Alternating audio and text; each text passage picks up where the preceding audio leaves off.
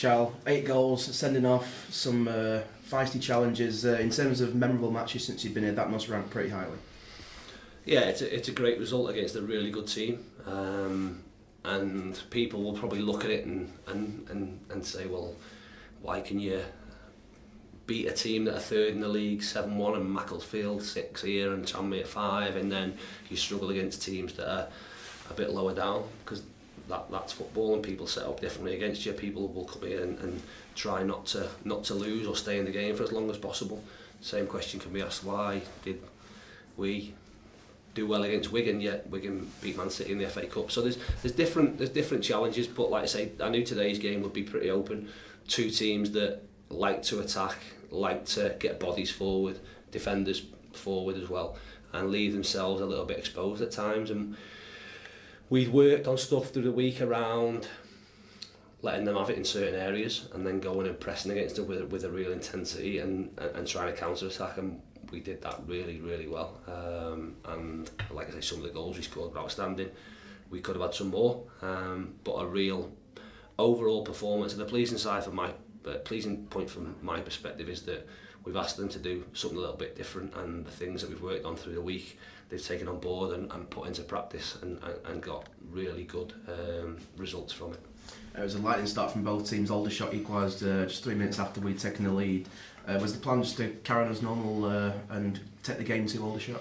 We knew we had to play today, because without, and this is by no means wanting to be disrespectful, they're better with the ball than they are without the ball, and they can cause teams problems, but because of the way they get bodies forward, they leave themselves open. Today was a game that we had to win. They probably a little bit more than what they did. They'll still have aspirations, like I say, to finish top, and will absolutely want to finish second or third to give themselves one home game to get to Wembley.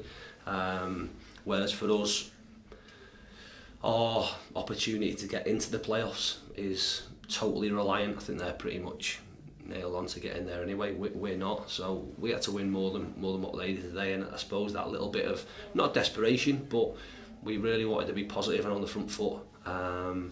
It's easy to do that against a team that want to come and play against you, and sort of come in and say, well, we think we're better than you, we can beat you. Because again, it's then on the day who's the best. And to be fair, we were, like I say, really good on the day. By no means do I think it was a 7-1 game, as daft as it sounds. For a neutral, I'm sure it's like I say, a really entertaining game for us. It's great. I'm sure. Well, I know Gary will be, like I say, really disappointed, but we've come out on top today, and we need to come out on top, like I say, 6 or 7 more times this season if we're going to consolidate a place in those playoffs. It was a quick fire, what you call a perfect hat-trick from Danny Rowe, left foot, right foot and header, 2 assists from James Hardy. They look like they'd never been part of it today, haven't they? Yeah, we know we've threatened up the top end of the pitch, and obviously James and Toogs came on against Dover and influenced the game. You take a chance playing, I suppose, players that physically can be found wanting at times in this league, because like I said, the physical demands playing against some teams are really different. Today wasn't the case. Today was a game for footballers. They've got a team that's full of good footballers, technically good footballers, two really technical teams, and today fitted really well. And we know that if we can get those type of players on the ball in the right area at the top end of the pitch, then we'll have opportunities to score. And like I say, today was the case. It was a mixed day for Sam Finley. 2 fantastic goals, but a red card following his celebration for the second goal. What did you make of that? Yeah, 2 brilliant goals. The sending off with, I don't agree with anyway. Sam will have his critics, and I'm one of them, to be honest, because at times he gets himself involved in things he shouldn't. That was his 10th booking of the season anyway, so he knew at half time that he'd missed the next 2 games. Ultimately, he scored a goal, got a sending off. He'll now miss 3 games.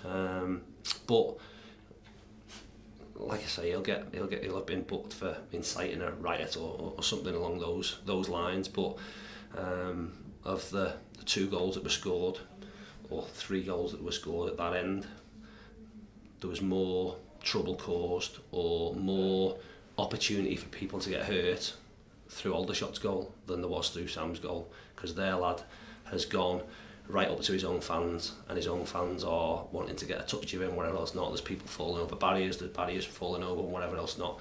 That was more dangerous than what Sam's was. Sam's got within 10 yards and cupped his ear, because he'd been getting stick right from the start of the warm-up, because we warm up at that end all through the game. And I think that if you've scored a goal of that nature, smashed in from 25 yards in off the underside of the crossbar to put your team 6-1 up in front of 2,000 people in a potential promotion game, you have every right to celebrate. I think the referee got that one wrong. A lot of their job is about managing the game. He didn't manage the game very well, in my opinion. And there were, like I say, there were other things that we've pulled up with him around injury time, around bookings that weren't given throughout the game. And that was a poor decision in my opinion. It's another home game next week against Hartlepool United, a team that are fighting for their own survival in this league, another team that will bring a substantial away fall, and you must be really looking forward to that game. Look forward to every game, because like I say, every game's different, so a different challenge. So they were a little bit unfortunate not to get a result at Aldershot on Tuesday night. I watched that game on Wednesday on the video. Set up in a different way, set up with a diamond, so we'll see what they've done today, and ultimately concentrate on ourselves, but with I suppose an eye on where we can potentially get joy against them, because that's what you need to do in this league. Every challenge is different, so it's a fresh week. We've a game on Tuesday against Fleetwood in a Lancashire Trophy for lads to get a game. The lads who need a game will play in that, and then we'll focus on Hartlepool next Saturday. It's like I said, another really important game for us. And finally, yesterday we announced a fairly high-profile loan signing in Jordan Flores from Wigan. What do you think he can bring to the squad? He's got real quality. He's played the majority of his football in League Two last year at Blackpool in a promotion-winning team, and this year, first half of the season at Chesterfield. He's had an unfortunate, serious car accident that set him back a little bit, but I think it's given him the eye opener he needs. He's got great ability, and he really needs to push on. He's obviously been back training now with Wigan for 4 to 6 weeks and has been fine.